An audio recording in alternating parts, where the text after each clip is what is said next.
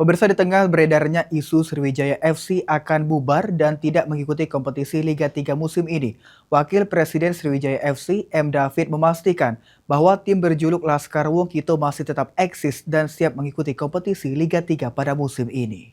Nah, ini kalau saya sendiri ya jujur ya, saya Isu mengenai Sriwijaya FC yang dikabarkan akan bubar dan absen dari kompetisi Liga 3 dibantah tegas oleh Wakil Presiden Sriwijaya FC yang juga menjabat sebagai Ketua Askot PSSI Palembang, M. David.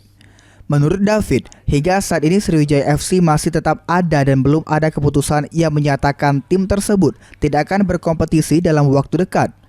Pihaknya akan menjalin komunikasi dengan manajemen Sriwijaya FC yang berada di Jakarta untuk membahas persiapan tim menghadapi Liga 3.